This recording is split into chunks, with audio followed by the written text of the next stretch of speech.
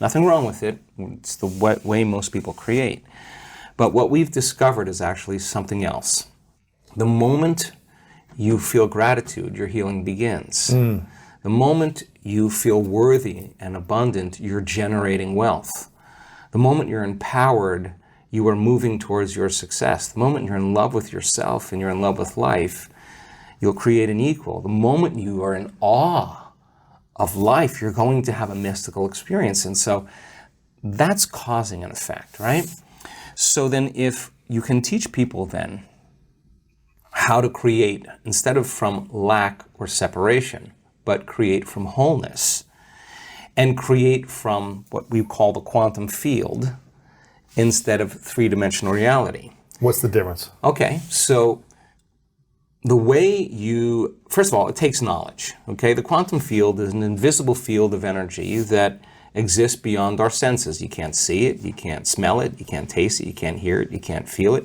It exists beyond our experience of three-dimensional reality. Would this be in our mind's consciousness, or would this be in a different space? Okay, let's look at that. So the answer to the question is, how much of your waking day do you put your attention on matter, on the material world, and how much of your waking day are you aware of energy and frequency? For most people, they're unaware of the quantum field, and if you're unaware of it, it doesn't exist for you. Right. Just like you have a nose, but if you're unaware of it, it doesn't exist for you. The moment you become aware of it, it exists. Well, the quantum field, you can study all kinds of science, and they'll tell you there is this invisible field of frequency and energy that exists beyond the senses that tend to connect everything physical and material. In fact, everything physical and material is connected to this field, okay? So how do you get there, right? How do you get there? How do you get there? How do you get there? So we discovered that when you take all of your attention off your body, and you are not paying attention to your emotions, your drives, your habits, if you could take all of your attention off of every element in your environment, your cell phone, your tablet, your computer, your car, your whatever it is, your bed, take your attention away from everything, every place that you live, where you sleep, or you work, and you're not thinking about time. You're not thinking about your schedule, where you need to be, or what happened yesterday. You can relax into the present moment. There tends to be a dramatic change in the way the brain functions when people do this properly. We call it getting beyond yourself, but in a sense, you're dissociating from your three-dimensional reality. Why?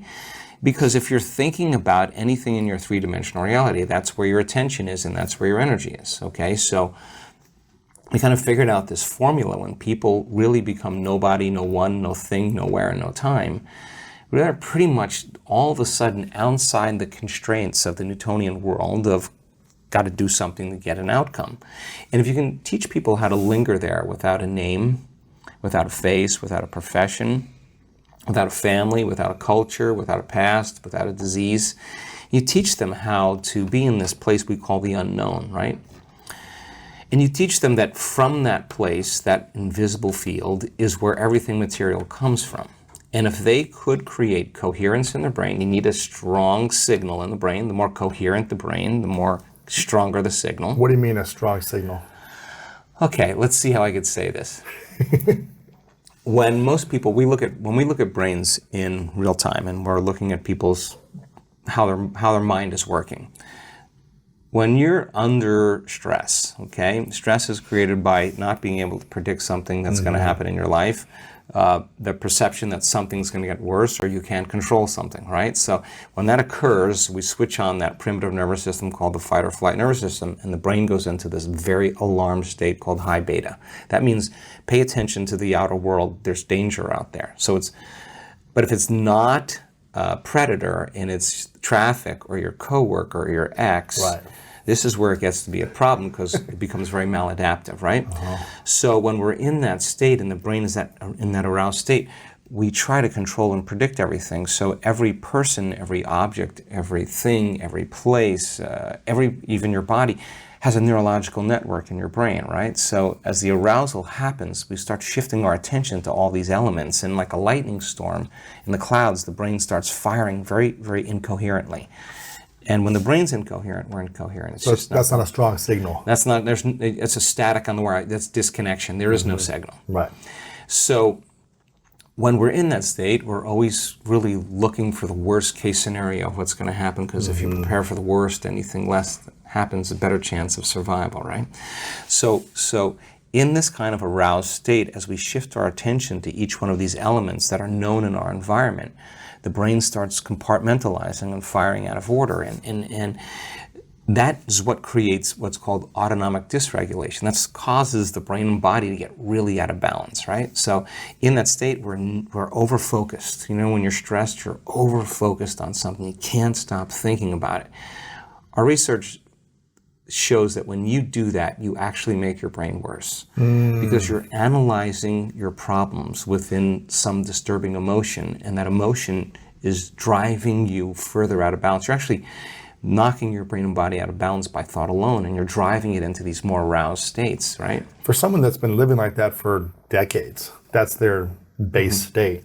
How do they even realize how to get out of that? They don't. Usually it takes crisis, right? It takes trauma. Extreme breakdown. Yeah, breakdown. A loss, a death, all of a that. breakup, a divorce, a near bankruptcy, whatever it is, a disease, a diagnosis, whatever, something where you just can't go on business as usual. Now it's time to really start looking, right? They have to wake up then. Yeah. So let's get back to the concept of abundance here, because you need a strong signal in this field. Right. So then, if you can teach people to do the exact opposite, go from putting all of their attention on everything physical and material in the world of separation, and instead of narrowing their focus on something material, ask them to broaden their focus and put it on nothing.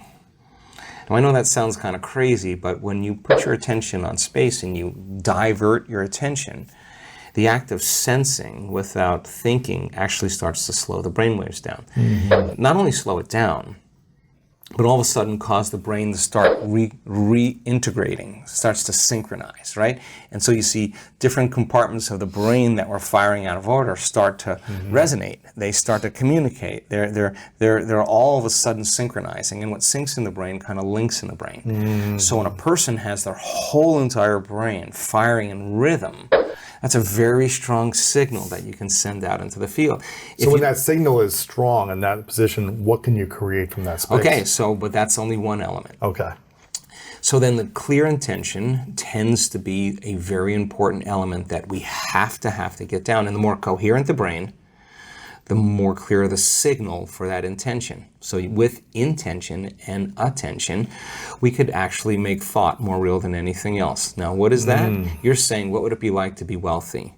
What would it be like to be abundant? What would it be like to have all my needs met? What would it be like to have more than I need? What would I do if I had everything I ever wanted? The answer always is the same. You start giving stuff away.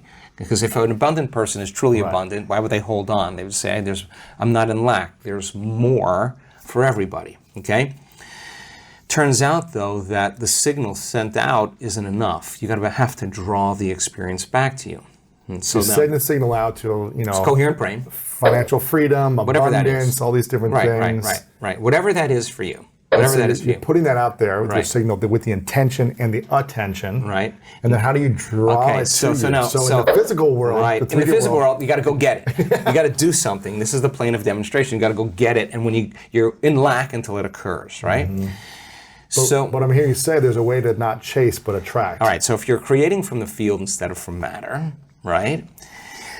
There's a very strong possibility that you'll shorten the distance between the thought of what you want and the experience of having it. And when there's a vibrational match between your energy and that future that you want to experience, now if you're creating from the field, you actually don't go anywhere to get it. You actually draw it to you. So here comes the synchronicities, the serendipities, the coincidences, the opportunities, and they come out of nowhere. And you say, I don't understand. I didn't do anything. Well, you changed your energy. And so then the other element is a coherent heart, right? And the heart has a magnetic signature. And the magnetic signature is what draws reality to us, right? So you combine that clear intention with a coherent brain. Now here's the key. This takes practice. Yes. Because the person who's living in lack is usually